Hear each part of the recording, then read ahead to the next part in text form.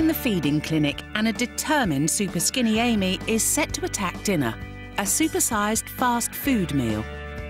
And her supersized counterpart gets more pizza. Throughout the whole day, I've been getting lots of tummy troubles, you know. Yeah. Lots of strange noises I've never heard before, lots of aches and groans, and it's really, really not very pleasant at all. And do you get that? I don't see it as a pain, I see it as satisfaction, which sounds so weird. You don't see it as being full, you see it as... I've accomplished this meal, yeah.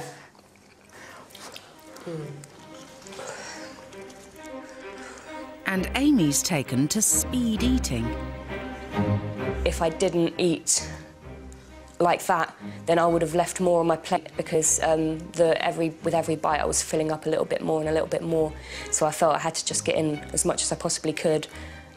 Otherwise I wouldn't be able to finish half of what I did. By pushing herself to keep eating today, Amy realises she could eat more at home and finally turn her life around when she leaves the clinic. I would never do this at home.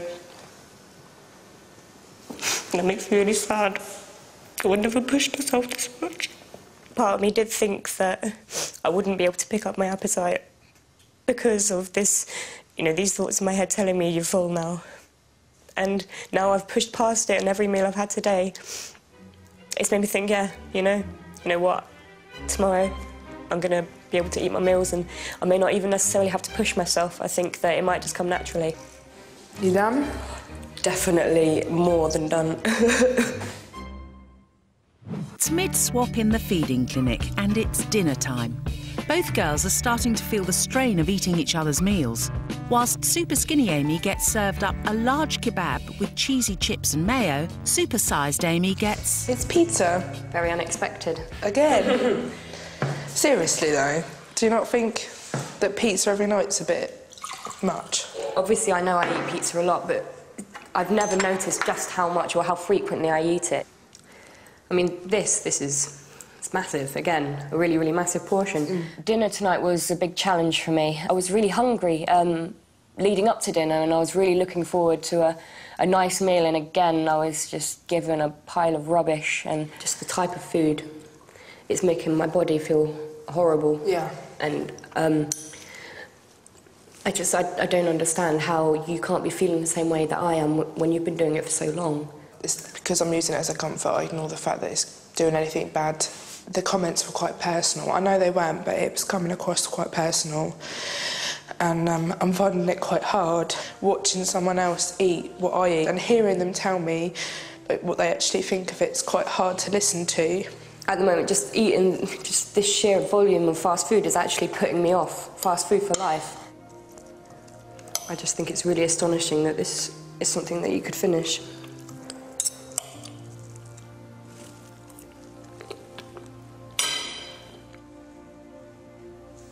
Stop for a minute, please.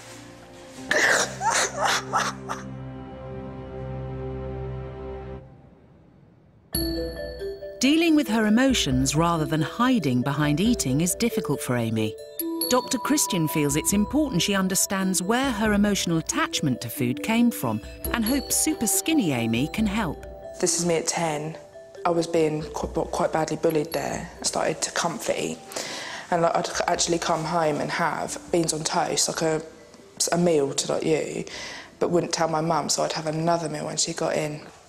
And as you can see, this is my 13th birthday party.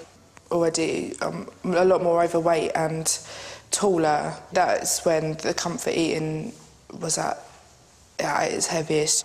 Do you think that because of everything that was happening at school and the way it was making you feel emotionally, maybe for you it was you controlling the situation? I think I actually used it more as a defence mechanism. These people were calling me fat, so I was going to be fat, and then I could just say, yeah, all right then, OK, I know.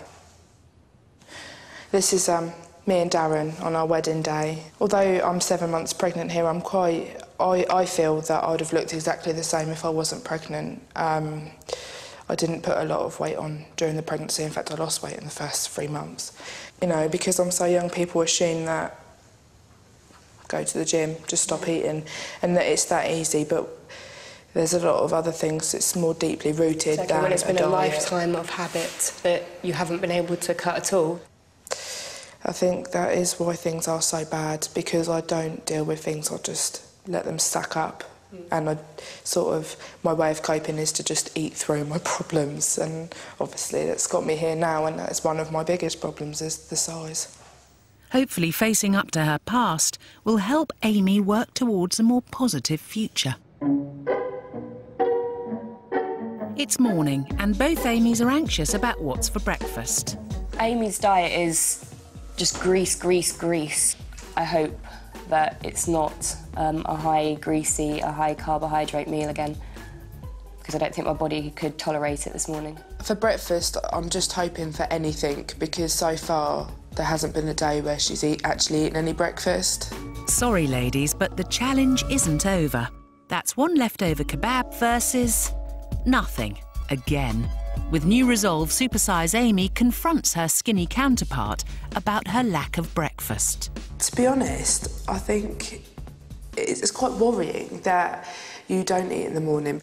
I know it's something that I need to change, and especially seeing you every morning not having anything. Obviously, the diet's sort of being introduced to all the foods that I was always really afraid of, which kind of showed me that there's not really anything to be afraid of.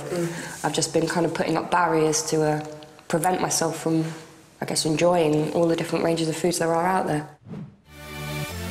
Amy is finally seeing the light, but Dr. Christian also wants her to understand the health implications of her current dire diet. What's wrong with that bottom? It looks very dry, cracked, sore, not very comfortable to sit on. That is an angry, spotty botty, isn't it, really? The one I want to focus on, though, is iron. And iron deficiency will lead to anemia. Anemia is when you don't have enough oxygen carrying capacity in your blood and you become very lethargic and tired and pale, lead to all sorts of other problems. You get funny shape to your nails, your hair becomes very brittle and thin, your skin becomes sore and cracked. Eczema is very likely to happen too, and this is a picture of eczema, which is extremely itchy, and you can see whoever this is has been really scratching away. Iron is not only found in meat. Vegetarian Amy could find the nutrition she needs in dried fruit, dark green veg and even breakfast cereals, which have been fortified with iron by manufacturers. Any thoughts? I don't want a bottom like that. Nobody would want a bottom like that. Right, let's crack on, pardon the pun. Let's look over here. This is the next one, and I think probably the most horrific one for you here. Do you know what on earth you're looking at there? Maybe bowel area. Absolutely right. Large intestine, colon. That's a whacking great tumour that's virtually blocking that bowel. Quite possibly that's an inoperable tumour. In other words, not much you can do about it. It's serious. One of the causes of bowel cancer, well, one of them is eating processed meat, too much of, which you don't do. The other one is fibre. Lack of fibre in your diet leads to sort of constipation and stodgy poos that spend a long time sitting around in there, causing tumours. I don't think I have ever met a vegetarian who is low in fibre, and not just low, you're only getting a third of the fibre that you should. So risk of bowel cancer in you living on your pizza diet is significant. Good sources of fibre are fruit, nuts and seeds and vegetables. But in the future, it is a very real possibility unless you change your diet. That was really shocking, I must say. And knowing that my poor diet could lead me in exactly the same direction, yeah, it was very terrifying.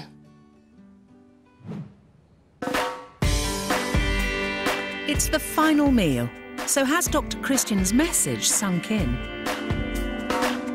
You've been apologising for the sort of portions you've been giving me. I should actually just be saying thank you, because just by the sheer volume of food, it's given me my appetite back again. And that's something I haven't had in years. Being a vegetarian, I should be eating more vegetables, and I think it's absolutely... I do feel ridiculous calling myself vegetarian and You don't eat any not vegetables. eating any vegetables. Yeah. And it seems that a week of pizza has taken a slice out of Amy's appetite. I don't want to eat that third slice. That's incredible. Are you honestly full, or is it more just because it's pizza again?